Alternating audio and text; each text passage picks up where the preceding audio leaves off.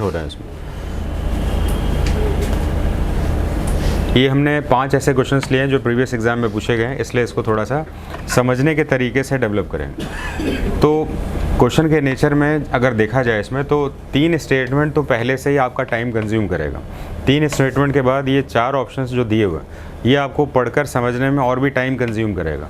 एक क्वेश्चन को in an average अगर कोई स्टूडेंट 1 मिनट देता है तो ये समझ लीजिएगा आपको 1 से ज़्यादा मिनट का टाइम एक्सीड कर जाता है। तो ऐसे क्वेश्चंस को बहुत ही सेंसिटिवली डील करना है और कुछ कंसेप्ट्स क्लियर होने चाहिए। तुक्केबाजी में ऐसे क्वेश्चंस को सॉल्व ना करें। यहाँ पर दिया हुआ इंडियन मानसून का, भारत के मानसून के बारे में बात की गई है। भारत के मानसून को थोड़ा सा समझ लेते हैं ताकि इस क्वेश्चन को बनाने में आसानी हो। हालांकि क्वेश्चन को शॉर्ट में बताकर बहुत अच्छे से जवाब देने से आपको बहुत फ़ायदा नहीं होगा। तो सबसे पहले हम लोग इंडिया का मैप देखते हैं। इंडिया के मैप में 0 डिग्री हमने लिया और यहाँ से इंडिया को लिया है 8 डिग्री 4 मिनट से। ये लेना बड़ा ज़रूरी है। क्यों लेना ज़रूरी है? क्योंकि बगल में हम वर्ल्ड का एक मैप बना देते हैं और इसमें 3 लाइनें खींच देते हैं। एक 0 डिग्री और यहाँ पर एक 23.5 डिग्री और ये 23.5 डिग्री, ऐसे करके 3 लाइन खींच दें। ये आप कहेंगे 23.5 क्यों खींच रखा है? तो ये है एक्चुअली थर्मोस्फेयर। यहाँ पर सूरज की किरणें सीधे पड़ती हैं जिसके कारण ये गर्म क्षेत्र होता है। इसके ऊपर जो है टेम्परेट और सेमी टेम्परेट करके स्टार्ट हो जाता है। तो इनको हम ट्रॉपिकल जोन के नाम से भी जानते हैं। ट्रॉपिकल का मतलब होता है उष्ण कटिबंध, गर्मी जहाँ पर ज़्यादा पड़े। अब यहाँ पर हम सबसे पहले देखेंगे इसमें, क्योंकि यहाँ पर जो भी कंडीशन है एटमॉस्फेयर साइंस का एक पार्ट है जो कि आपने पढ़ लिया। अब यहाँ पर जो है 0 डिग्री पर गर्मी ज़्यादा पड़ने से यहाँ का हवा ऊपर उठ जाता है और ऊपर उठने से जो है यहाँ पर बैठ जाता है। अब हमें ये पता होना चाहिए, कंसेप्ट में पता होना चाहिए कि जहाँ पर हवा गर्म होकर ऊपर उठ जाएगा तो प्रेशर डिफरेंस पैदा होगा और प्रेशर डिफरेंस पैदा होने से उसका लो प्रेशर होगा और लो प्रेशर पे हमेशा ही हाई प्रेशर से लो प्रेशर की तरफ हवा चलती है। यानी कि हवा जो है कुछ ऐसे चलने वाली है। इस कंसेप्ट के लिए हमने जो है फेरेल के नियम पढ़े हैं, बाइस के नियम पढ़े हैं, कैरियोलिस के नियम पढ़े हैं। हाँ कि नहीं? yes, हाँ। तो हमने इन सारे नियमों को पढ़ लिया और पढ़ने के बाद हमारे पास एक बेसिक कंसेप्ट लाइन होना चाहिए। तो अब हमें पता है इसमें कि नॉर्थ में 0 डिग्री के ऊपर जो हवा चलती है वो राइट की तरफ मुड़ जाती है। तो इसका राइट कौन सा होगा? ये ऐसे मुड़ेगी। और 0 डिग्री के नीचे जो हवा चलती है वो कहाँ मुड़ जाती है? ऐसे करके मुड़ जाती है। अब ध्यान रखने की चीज़ ये है इसमें कि भारत में जो मानसून आता है, ये भारत जो है 0 डिग्री ऊपर है, यानी कि यहाँ पर कुछ है। तो यहाँ पर है इसमें, तो भारत में जो मानसून होता है वो दक्षिण पश्चिम होता है। तो हम देख रहे हैं ये दक्षिण है और ये पश्चिम है, लेकिन 0 डिग्री के बाद जो है ये इसका डायरेक्शन क्या होगा इसमें? उत्तर पूर्व से। आपको मैंने मैप देखना सिखाया था इसमें, आप तुक्केबाजी ना करिए, कंसेप्ट में बिल्कुल क्लियर रहिए।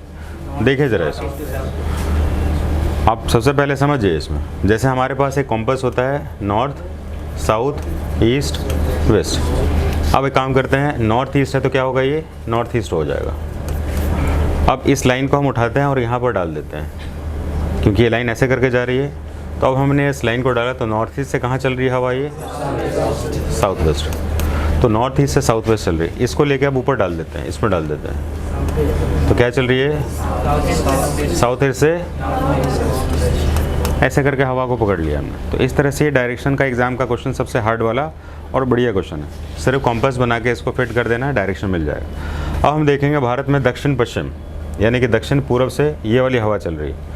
दक्षिण से कहाँ चल रही है? पश्चिम में चल रही है। दक्षिण साउथ है और ये पश्चिम में। दक्षिण ये है और पश्चिम में चल रही है। और भारत में जो मानसून आता है दक्षिण पश्चिम आ रहा है, लेकिन ये 0 डिग्री के ऊपर तो हवा जो है कुछ अलग चल रही है। ये चल रही है नॉर्थ ईस्ट से लेकर नॉर्थ से साउथ की तरफ चल रही है। ये कैसे हो सकता है कि भारत में जो है दक्षिण पश्चिम मानसून से बारिश होती है और यहाँ पर जो है हम 0 डिग्री ऊपर देख रहे हैं, ये हवा जो चल रही है जो कि मानसून ला रही है, इसका डायरेक्शन जो नॉर्थ से लेकर साउथ है? समझ में आ रहा है कुछ? ये क्वेश्चन बड़ा इंपॉर्टेंट है इसमें, और लोगों का दिमाग यहाँ पर हो जाता है फ्यूज़, क्योंकि उनको ऑब्जेक्टिव क्वेश्चन बनाने का एक आदत हो जाता है, आसान क्वेश्चन बनाने का। तो हमें ध्यान रखना चाहिए कि ये 0 डिग्री यहाँ पर कम लो प्रेशर इंग्रेडिएंट को बनाने के बाद इसके साथ ये 5 डिग्री का डोलड्रम भी बनाता है। 5 डिग्री का डोलड्रम। और गर्मी के समय ये एयर बेल्ट यानी कि प्रेशर बेल्ट जो है शिफ्ट ऊपर की तरफ होता है। ये ऊपर की तरफ खिसका हुआ एयर प्लेट जो है अंदर की तरफ का लो प्रेशर इंग्रेडिएंट जो है ये मानसून को अट्रैक्ट कर देता है। तो भारत में जो सबसे पहले मानसून से बारिश होती है वो ये वाली मानसून से बारिश होती है जो भारत के दक्षिणी तट को टच करता है, जो कि सबसे पहले कहाँ पर आता है? ये केरल में आता है। इस तरीके से था। और उसके बाद जो हम देख रहे हैं कि फिर मानसून जो है यहाँ पर भी जाता है, अलग अलग जगहों से मानसून जाता है, लेकिन भारत में सबसे पहले मानसून की बारिश कहाँ पर होती है?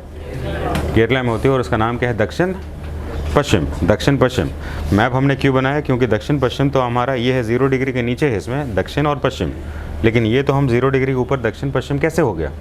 यही क्वेश्चन एग्जाम का आपका सबसे क्रूशियल क्वेश्चन होगा, जिसके ऊपर स्टूडेंट अगर बिल्कुल अलर्ट है, समझने वाला है तो समझ में आएगा, अदरवाइज़ ये क्वेश्चन उसके दिमाग से हट जाएगा। तो ये मैंने बेसिक चीज़ थोड़ा सा टच किया है आपको, इसका डीप एक्सप्लेनेशन बाकी है। लेकिन अभी इसमें देख लेते हैं कौन सा सेंटेंस सही है गलत है। South west monsoon reaches Kerala before entering north west. ठीक है, ये केरला में रीच कर गया, इसमें डायरेक्शन हमने बता दिया, इसमें दक्षिण पश्चिम यानी साउथ वेस्ट करके मानसून आ गया इसमें। Arabian sea branches causes heavy rainfall on western slope of western Ghat. Arabian sea cause करता है भारत में इस तरफ से बारिश करने के लिए। दूसरा, Rajasthan receive very heavy rainfall from Arabian sea. Rajasthan में बहुत तेज़ से बारिश होती है अरेबियन सी। तो इनमें से 3 में से कौन सा गलत है, इसमें कौन सा सही है? अगर देखा जाए इसमें तो हम देख रहे हैं इसमें 2 तो सही है ही है। तो आपको इस बात का ध्यान रखना है, क्या राजस्थान में बारिश हो सकती है ज़्यादा? अगर होती तो रेगिस्तान होता ही क्यों? जाहिर सी बात है, राजस्थान के रेगिस्तान को हम थार मरुस्थल भी तो कहते हैं ना। तो ये वाला स्टेटमेंट जो है कन्विंस नहीं कर रहा है इसमें, और इसलिए ये वाला सेक्शन गलत हो जाएगा। तो 3 को गलत कर दें, कहाँ बनेगा? ए वाले में आंसर चला जाएगा। तो ये क्वेश्चन का जो एक्सप्लेनेशन है ना, पूरा मानसून से भरा हुआ, और ऐसे क्वेश्चंस को टच करने से पहले थोड़ा सा आपको समझना पड़ेगा। Which one of the following pair is not correctly matched. इसको देखेंगे कौन सा करेक्ट मैच नहीं है। भारत में नदियाँ जो है 2 तरीके से बहती है, एक है ईस्ट फ्लोइंग और एक है वेस्ट फ्लोइंग। ईस्ट और वेस्ट का डायरेक्शन आपको पता होना चाहिए। कॉम्पास बनाइए, नॉर्थ, साउथ, ईस्ट और वेस्ट। तो जो ईस्ट की तरफ जाती है उसको ईस्ट फ्लोइंग कहते हैं, जो वेस्ट की तरफ जाती है उसको वेस्ट फ्लोइंग कहते हैं। भारत में मेजॉरिटी रिवर जो होती है वो ईस्ट फ्लोइंग होती है। रीज़न क्या है इसमें? रीज़न ये है कि हमारा जो घाट है, वेस्टर्न घाट जो है ऊंचे है और ईस्टर्न घाट नीचे है, स्लोप है। और घाट के अकॉर्डिंग जो भी रिवर्स फ्लो करती है उनको हम कहते हैं एंटीसीडेंट, यानी पूर्ववर्ती, यानी पहले से ही पता है कि इसको स्लोप के अकॉर्डिंग बहना है। तो जिसको हम पूर्वगामी कहते हैं उसको हम एंटीसीडेंट इंग्लिश में कहते हैं। एक बार वर्ड बोलिए, एंटीसीडेंट वर्ड कहते हैं। और ये इस तरह से बना हुआ क्योंकि स्लोप के साथ जो रिवर बहेगी वो एंटीसीडेंट ही होगी। तो भारत के दक्षिणी घाट जो है इस तरफ से ईस्ट की तरफ नीचे हैं और वेस्ट ऊँचे हैं। तो कोई भी जो है ऊंचाई पर तो जाएगी ना, अगेंस्ट स्लोप कैसे कोई जाएगा? इसलिए ज़्यादातर नदियाँ कहाँ पर गिरती हैं? ईस्ट में गिरती हैं। तो ये रिवर का एक कंसेप्ट तो हमें क्लियर हो गया। अब हम देख रहे हैं इसमें नर्मदा कहाँ पर बहती है? Rift valley. नर्मदा यहाँ पर गिर रही है जो कि रिफ्ट वैली यानी कि भ्रंश घाटी बनाती है। गोदावरी पेनिनसुलर रिवर है, यानी कि गोदावरी कहाँ पर है? दक्षिण भारत की नदी है। गोदावरी को हमें दक्षिण गंगा के नाम से भी जानते हैं। अब मैं जानना चाहूँगा इसको दक्षिण गंगा क्यों कहते हैं? आदित्य आप बताइए, बैठे बैठे बताइए, दक्षिण गंगा क्यों कहते हैं इसको? खड़े हो जाइए, शायद जल्दी पता चल जाए। ट्राई करिए, पार्टिसिपेट करिए। आप बताइए हर्ष, इसको दक्षिण गंगा क्यों कहते हैं?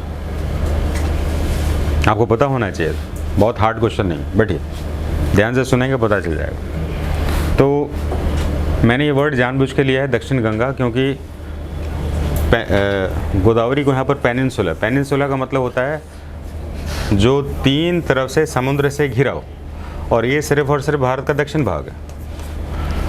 तो भारत का दक्षिणी भाग को हम प्रायद्वीप भी कहते हैं और अंग्रेजी में पेनिनसुला भी कहते हैं। प्रायद्वीप का मतलब क्या होता है? द्वीप का मतलब चारों तरफ से पानी से घिरा होना, और प्रायद्वीप का मतलब सिर्फ 3 तरफ से पानी से घिरा होना, जो कि भारत का कौन सा क्षेत्र हो सकता है? सिर्फ दक्षिण भारत। दक्षिण भारत में एक तरफ है अरब सागर, एक तरफ है अरब सागर, एक तरफ है बंगाल की खाड़ी और नीचे तरफ है हिंद महासागर। तो इस तरह से तीनों तरफ से जल से घिरा है। इसको क्या कहते हैं हम?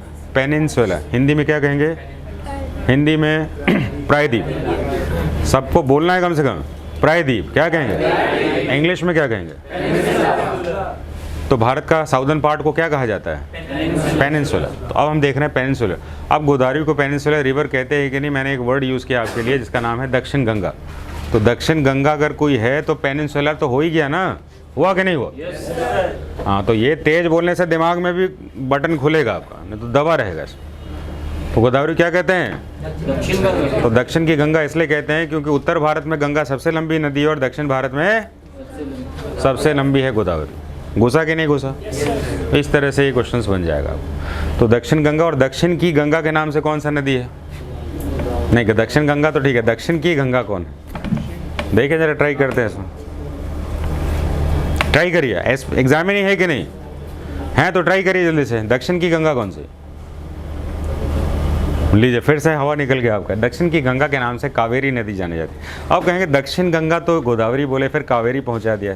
दो अलग अलग रिवर को दक्षिण के साथ जोड़ा जाता है। सुनिएगा जरा, उत्तर की नदी में गंगा नदी का दो महत्वपूर्ण स्थान है। एक तो लंबाई के हिसाब से सबसे भारत की लंबी नदी है गंगा नदी, और दूसरा है हॉलिस्टिक अप्रोच। हॉलिस्टिक का मतलब होता है पवित्रता के आधार पर जो है उसका अप्रोच जो है। भारत का सबसे पवित्र कौन सा नदी है? अच्छा, गंगा नदी को पवित्र नदी कहा जाता है, इसका कोई कारण आप बता सकते हैं क्या?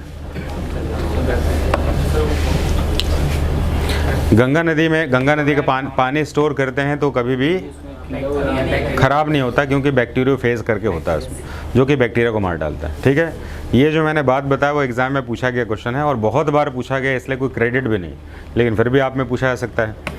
तो अब हम देख रहे हैं गंगा नदी अगर सबसे लंबी नदी है तो दक्षिण की लंबी नदी का नाम है गोदावरी, तो उसको दक्षिण गंगा कह दिया हमने।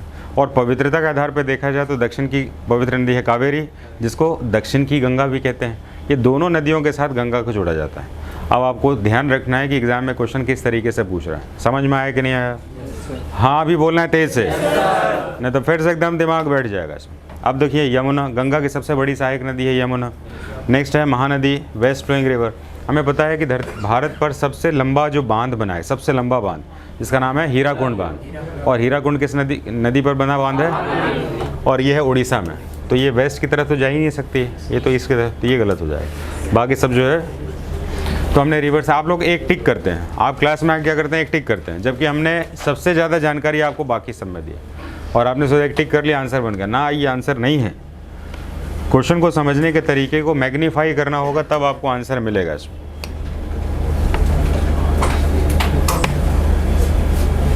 विच reference to ocean current which is the following correctly match? कौन सा करेक्टली मैच है वो देखिए। लैब्राडोर वर्ल्ड का मैप होता तो बताया था।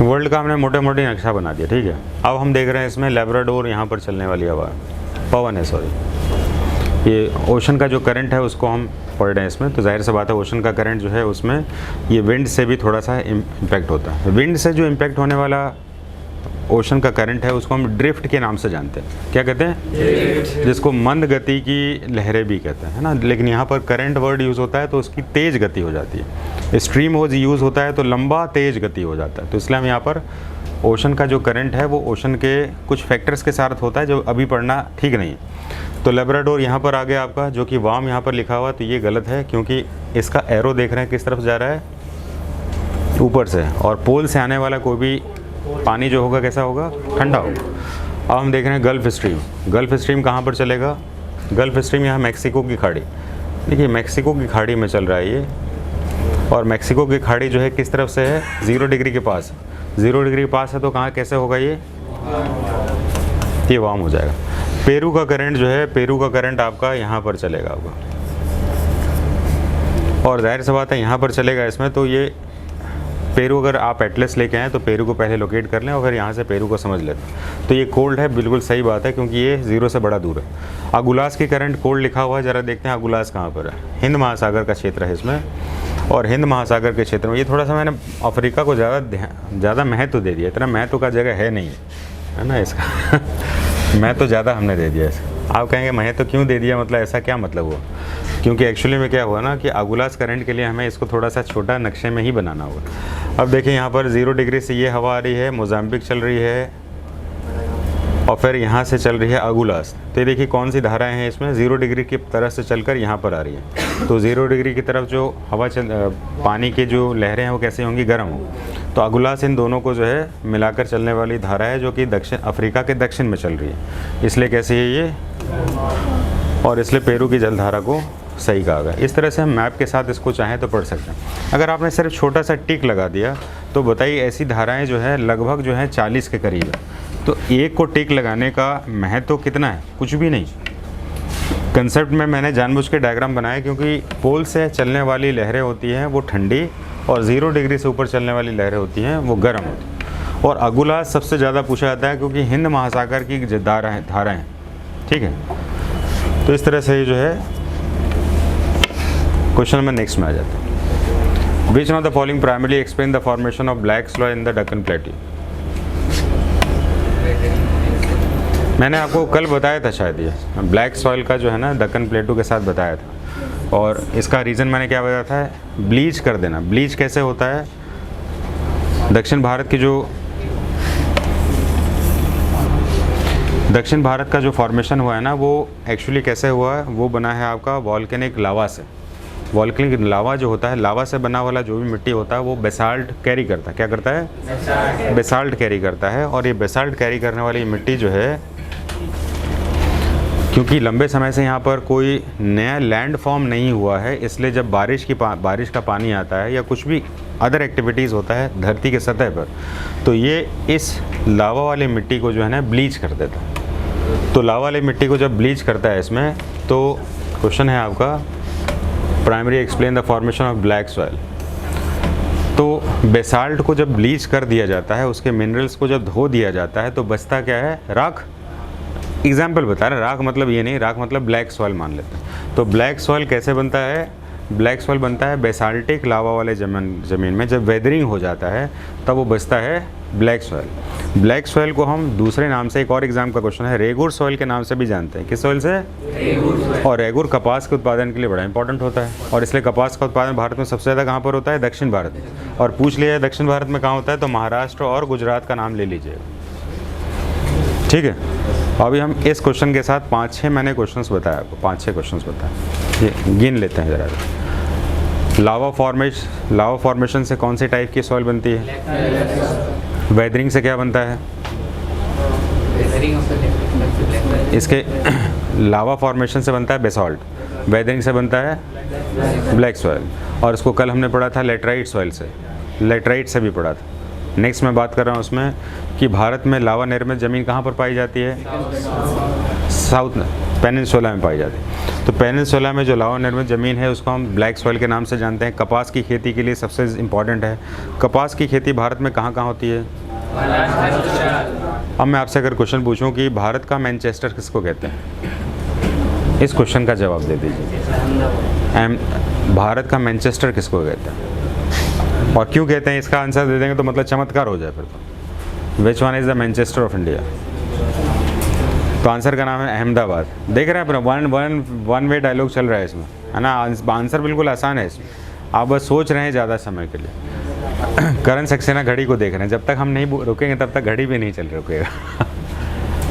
भारत में एक ऐसा शहर है जो कपड़ों का निर्माण बहुत ज़्यादा करता है, जिसका नाम है आपका अहमदाबाद।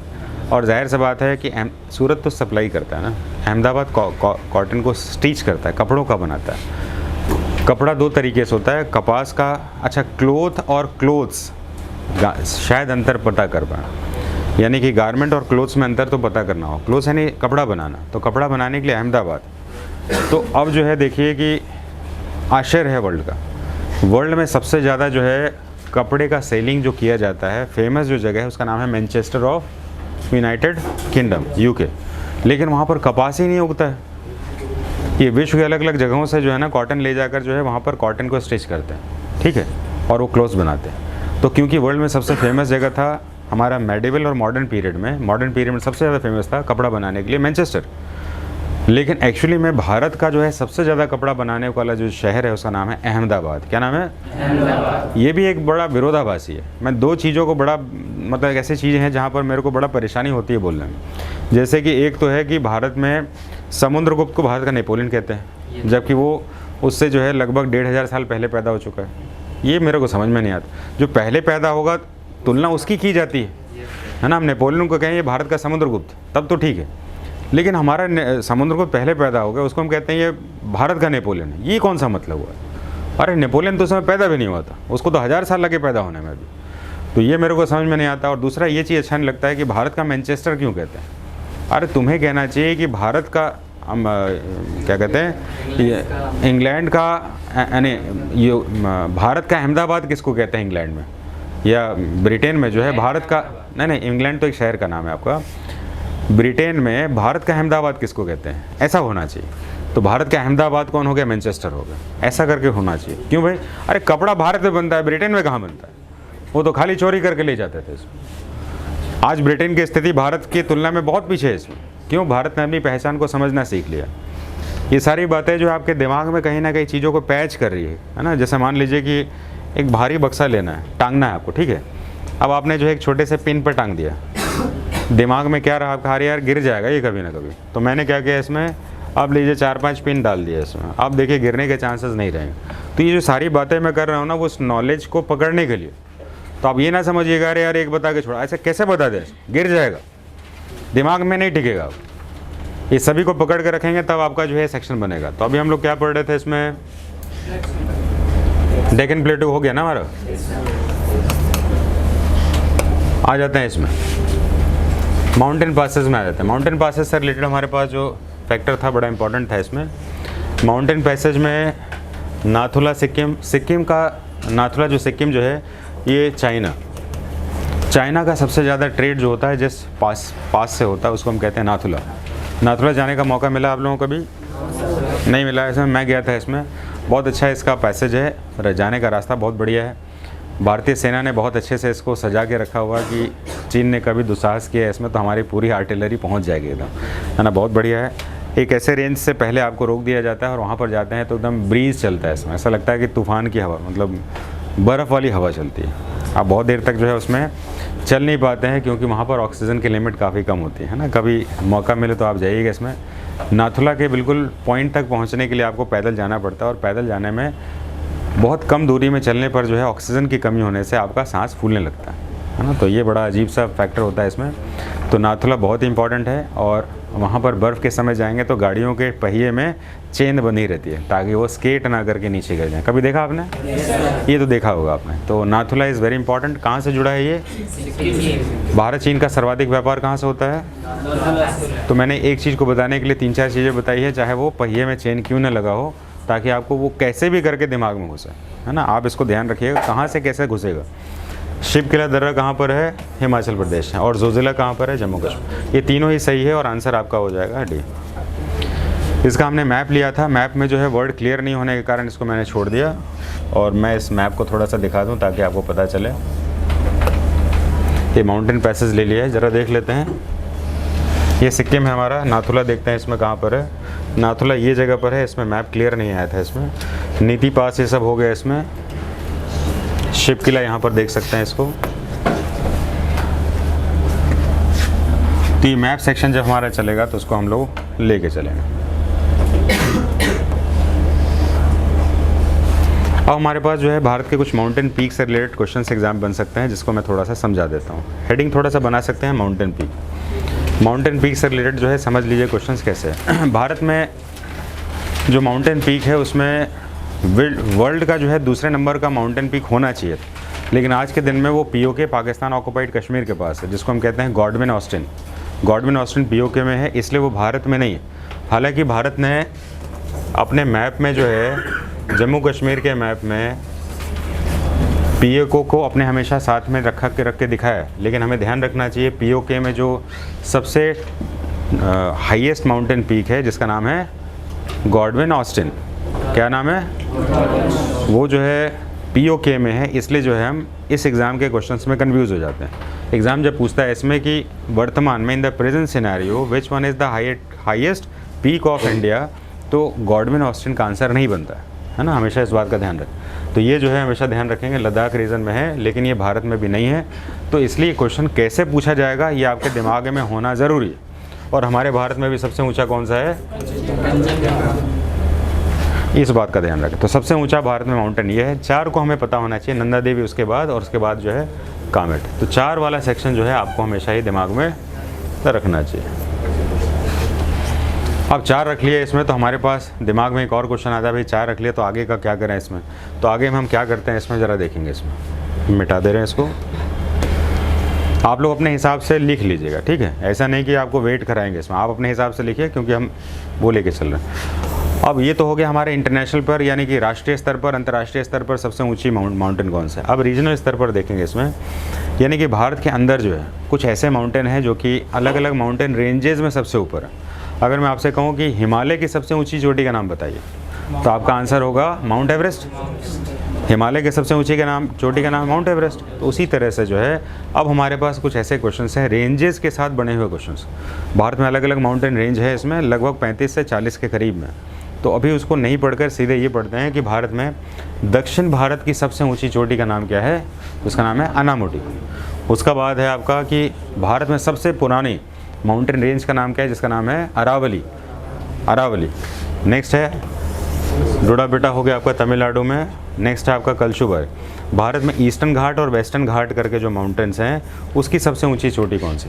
तो ये चारों आंसर एग्ज़ाम के सबसे इंपॉर्टेंट क्वेश्चंस बनाएंगे, ठीक है। तो माउंटेन पीक में आपका हो गया, लेकिन ये सारे सेक्शंस को लिख लीजिएगा और ये अलग अलग क्वेश्चंस के रेंज में पूछेगा। इनकी हाइट को ज़रूर लिखिएगा, क्योंकि हाइट एग्ज़ाम के सबसे अच्छे क्वेश्चंस को बनाते हैं। 4 को लिखना है सिर्फ।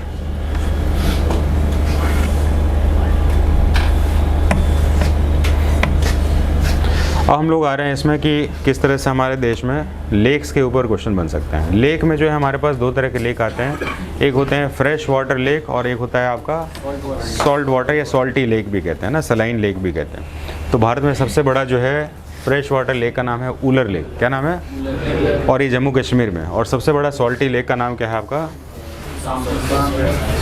अब जो है लेक के ऊपर 2 क्वेश्चंस बनते हैं जो सॉल्टी होता है। एक होता है बैक फ्लैश वाटर, जो ओशन में टाइड्स और एब्स यानी ज्वार भाटा आने से कुछ ऐसा रीज़न होता है जहाँ पर पानी भर जाता है, और फिर जैसे ही ज्वार के बाद भाटा आता है वहाँ से पानी निकल जाता है, तो बैकलेश वाटर इसको कहते हैं इसमें।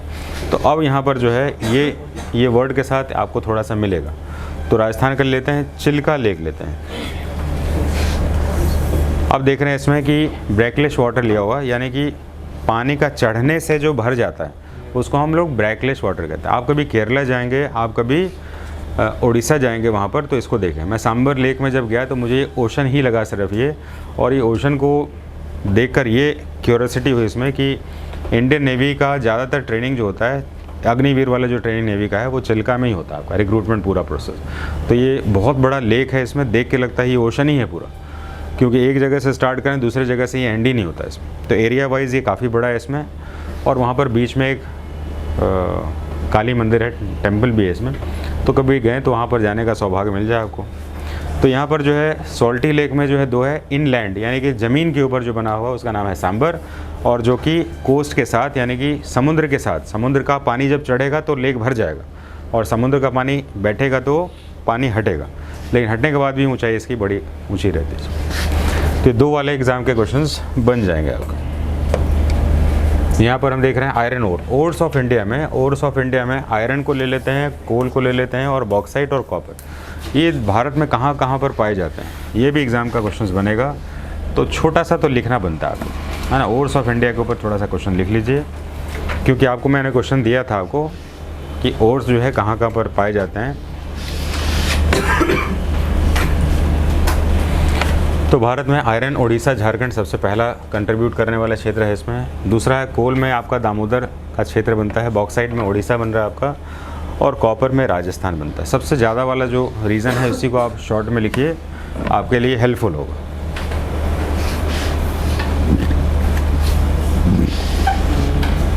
सबसे ज़्यादा जो कंट्रीब्यूट करता है उसको सिर्फ लिखना है, बाकी सब छोड़ देना है। तो मिनरल एंड रिसोर्सेज का टॉपिक है आपका, इसको हम लोग इकोनॉमिक ज्योग्राफी में हम लोग पढ़ते हैं। ज्योग्राफी के बड़े रेंज है इसमें, और एग्ज़ाम में लगभग जो है अगर एनडीए में 50 क्वेश्चन आता है तो कभी कभी 22 से 25 क्वेश्चन सिर्फ ज्योग्राफी का रहता है ना, बहुत बड़ा वॉल्यूम रहता है। तो आप जो है बहुत अच्छे से लेके चलें इसको, क्योंकि अकेला एक टॉपिक है जो कि आपको पास करा सकते हैं। और हमारे पास एक दूसरे रेंज का क्वेश्चन बनेगा इसमें, जिसका नाम है आपका स्टेट वाइज लार्जेस्ट और स्मॉलेस्ट, है ना। तो सबसे बड़ा भारत का राज्य का नाम क्या है? तो अब यहाँ पर लार्जेस्ट अगर आ गया तो आजकल का एग्ज़ाम का ट्रेंड क्या बनता है ना, सबसे बड़ा उसके बाद छोटा, उसके बाद छोटा, उसके बाद छोटा। तो यहाँ पर मैंने जो है 4 अलग अलग ले लिए हैं, राजस्थान, मध्य प्रदेश, महाराष्ट्र और उत्तर प्रदेश।